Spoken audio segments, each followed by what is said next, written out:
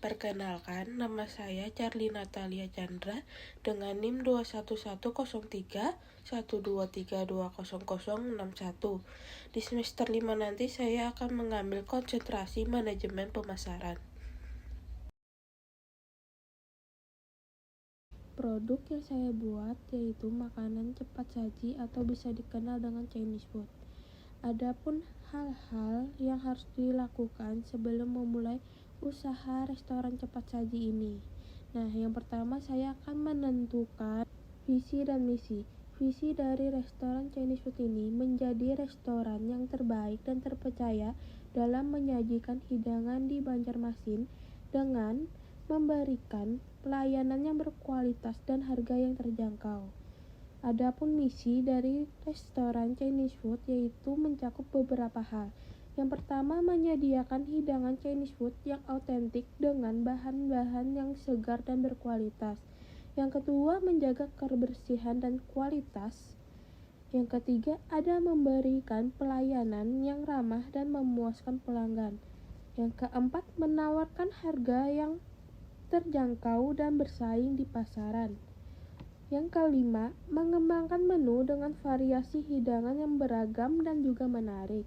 Dan yang terakhir, memperluas jangkauan bisnis. Selanjutnya ada audit eksternal. Ada beberapa langkah yang dilakukan restoran Chinese food dalam pelaksanaan audit eksternal, yaitu yang pertama, persiapan dokumen keuangan.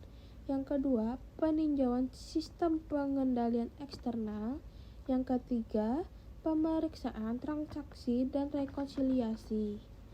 Yang keempat, pengujian detail. Yang kelima, pelaporan hasil audit. Nah, dengan menjalankan audit eksternal secara teratur, maka restoran Chinese food ini dapat meningkatkan efektivitas pengendalian internal dan memperbaiki kinerja bisnisnya.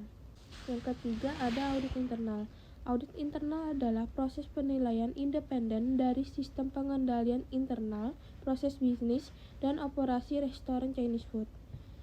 Hal ini bertujuan untuk memastikan bahwa segala aspek dalam operasi bisnis berjalan sesuai dengan standar dan kebijakan yang telah ditetapkan. Ada beberapa langkah yang dapat dilakukan. Yang pertama, menentukan tujuan dan lingkungan audit. Yang kedua, menyiapkan tim audit. Yang ketiga, melakukan peninjauan awal. Yang keempat, melakukan pengumpulan analisis data.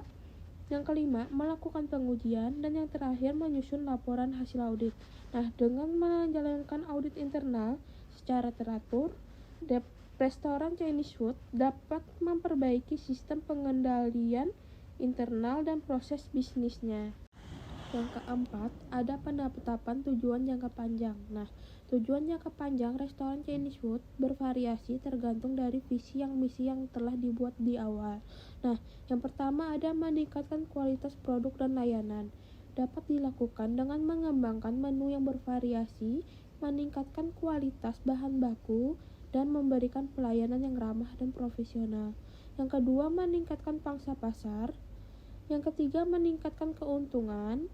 Yang keempat, membangun citra positif dengan menjaga kualitas produk dan layanan.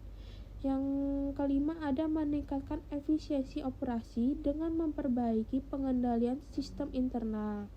Nah, tujuan jangka panjang restoran Chinese food harus diwujudkan agar dapat terus berkembang dan mempunyai posisi yang lebih kuat di pasar pangsa makanan. Yang kelima, ada penyusunan evaluasi dan pemilihan strategi. Evaluasi dan pemilihan strategi di restoran Chinese food dapat menjaga keberlangsungan bisnis dan meningkatkan daya saing di pasar. Berikut ada beberapa langkah yang dapat dilakukan. Yang pertama, evaluasi kerja bisnis. Yang kedua, penentuan tujuan dan saran. Dan yang ketiga, pemilihan strategi. Ada beberapa strategi yang dapat dipilih, yaitu diferensiasi dengan menawarkan menu yang lebih bervariasi, ada biaya rendah, mengoptimalkan penggunaan bahan baku dan mengurangi biaya pemasaran, ada penetrasi pasar, yaitu memperluas pangsa pasar dengan memperkenalkan produk dan layanan baru, dan yang terakhir disertifikasi, yaitu melakukan catering atau pengiriman makanan. Yang keenam, ada penetapan kebijakan dan tujuan tahunan. Nah, ada beberapa kebijakan dan tujuan tahunan yang dapat dilakukan restoran Chinese food, yaitu meningkatkan kualitas dan variasi menu, meningkatkan efisiensi operasional, menjaga konsistensi kualitas, mengembangkan pangsa pasar, meningkatkan profitabilitas. Nah, dengan menetapkan kebijakan dan tujuan tahunan yang tepat, restoran Chinese food dapat mempertahankan kinerja bisnisnya dan meningkatkan daya saing di pasar makanan yang semakin kompetisi. Yang ketujuh, ada alokasi sumber daya. Dapat dilakukan dengan mempertimbangkan beberapa faktor seperti target pasar, kapasitas produksi, dan persaingan di pasar makanan. Restoran Chinese food dapat melakukan beberapa cara, yaitu dengan analisis pasar dan target pelanggan. Yang kedua, penentuan prioritas. Yang ketiga, pengelolaan persediaan. Yang keempat, peningkatan efisiensi operasional. Yang kelima, peningkatan kualitas produk dari layanan. Nah, dengan melakukan alokasi sumber daya yang tepat, restoran Chinese food dapat meningkatkan efisiensi operasional dan kualitas produk serta layanan, dan akhirnya dapat mencapai keuntungan dan pertumbuhan yang lebih baik. Yang terakhir, ada ukur dan evaluasi kerja. Yang pertama, penetapan tujuan yang jelas. Tujuannya berupa peningkatan penjualan, pengurangan biaya operasional, peningkatan kepuasan pelanggan. Yang kedua, ada identifikasi indikator kinerja, penjualan, margin keuntungan, dan frekuensi kunjungan. Yang ketiga, pengumpulan data yang digunakan untuk melakukan evaluasi kinerja. Yang keempat, ada analisis data untuk membandingkan data dengan target yang telah ditetapkan. Yang kelima, ada penyusunan rencana perbaikan pada manajemen stok dan peningkatan kualitas pelayanan. Dan yang terakhir, monitoring dan pengawasan.